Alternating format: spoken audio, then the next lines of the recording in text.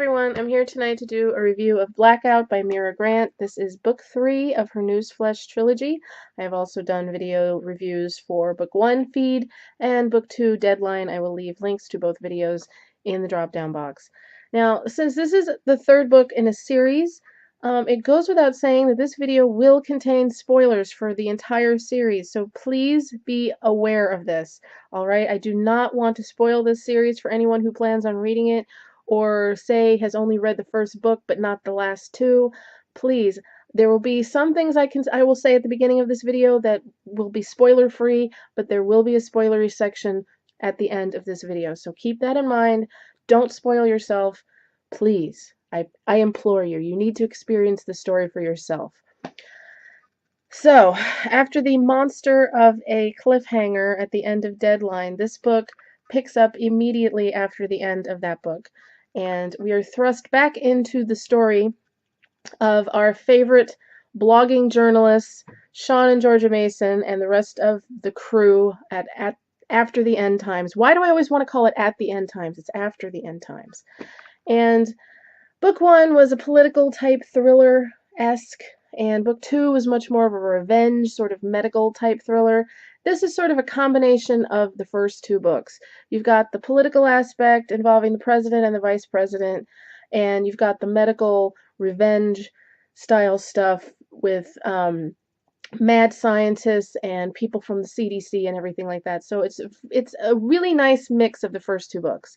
And speaking of mix of the first two books, we have dual points of view for, I would say, the last half of this book, which some people might find confusing, but I thought was really awesome. I loved how it kept jumping back and forth between two characters. Something else I also loved about this book is towards the end of the book we're reintroduced to some old familiar faces that were in book 1 but were missing from book 2, and I loved it.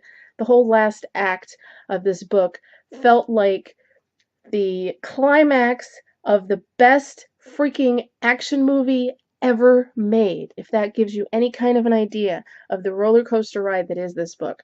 It is phenomenal. So many things go on in this book. It is the longest of the 3 books, and she packs so much emotional feels in this book. So many things go down, so many things happen, so many things are resolved in this book.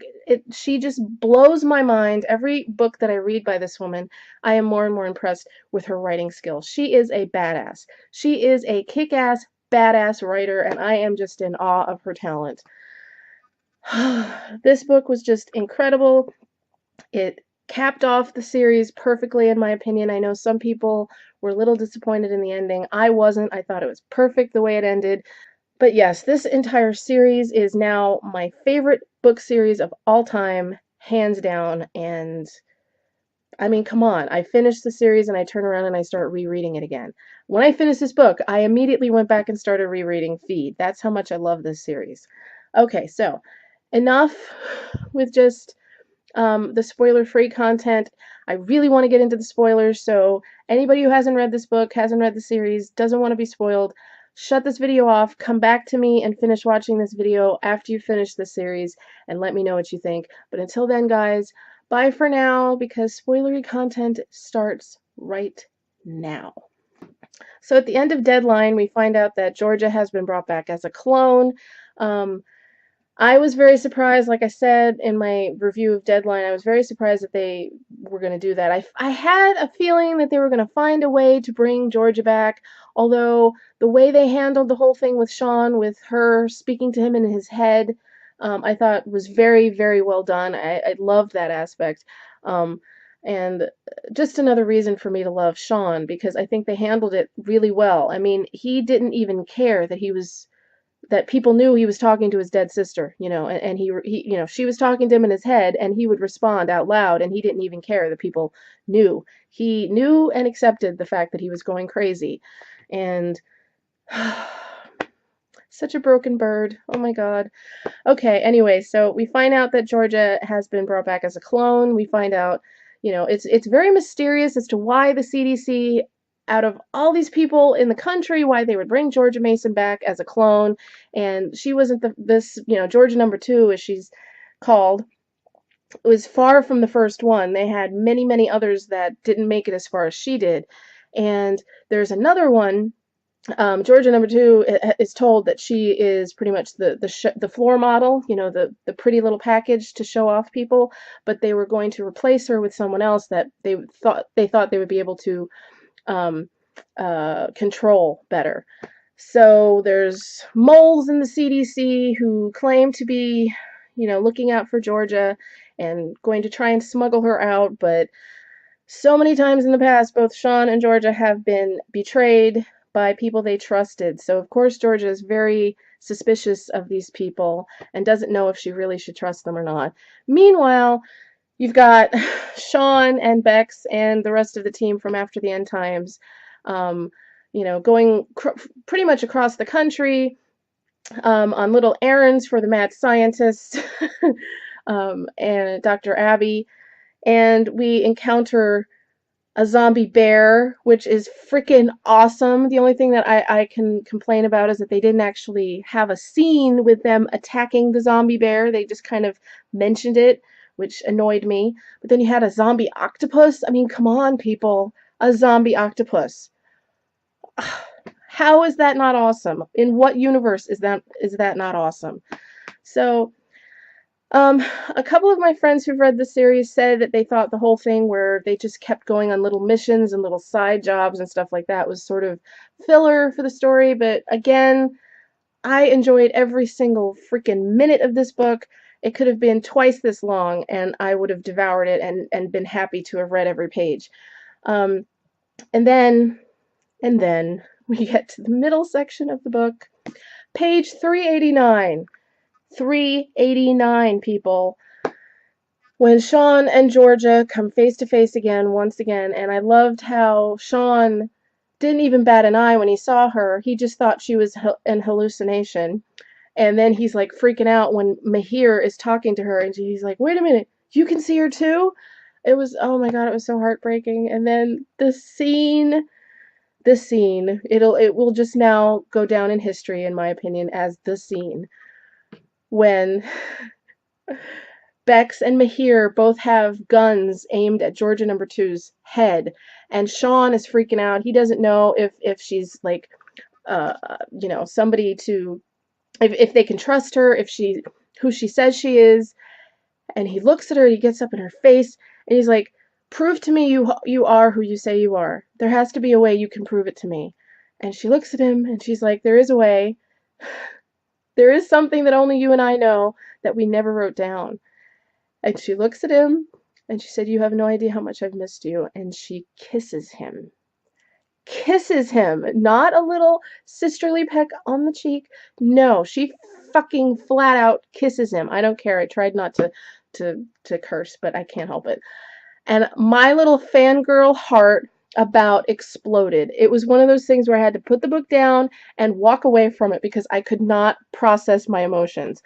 It's weird because I actually called it when I was making my feed video, because I said that Sean and Georgia their relationship felt much closer than a sister-brother relationship. I didn't care if they were adopted or not, and I freaking called it. So all the times I was telling myself that I should be skeeved out wanting the two of them to be together, and secretly they were from the beginning, and they never told anybody. And that explains so many things. It explains so many little aspects of the storyline. And so many things started to make much more sense once I found out that they were actually together, but they never told anyone about it. And I don't care if you people are sitting out there and you're saying that's gross. They were raised as brother and sister. They were adopted.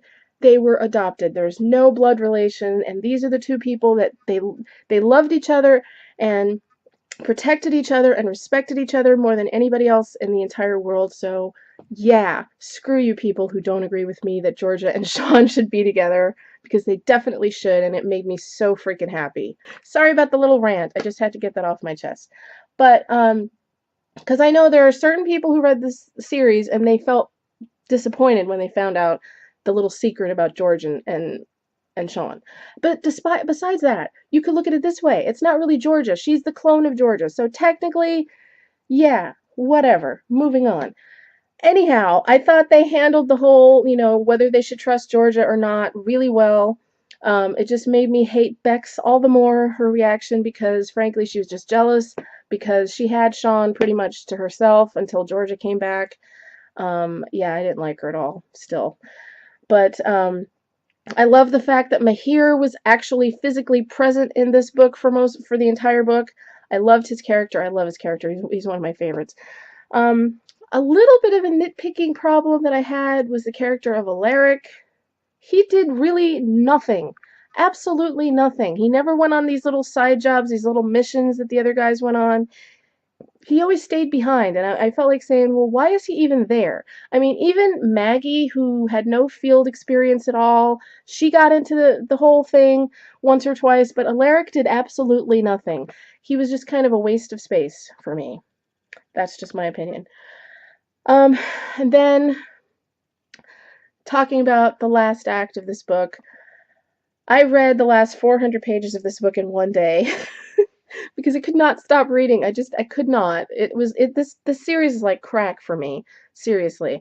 The entire last act of this book was just fantastic. I love the fact that we had Rick come back into the story, and President Ryman and Steve the bodyguard. I missed these characters so much in book 2. No matter how much I loved it, I did miss these characters.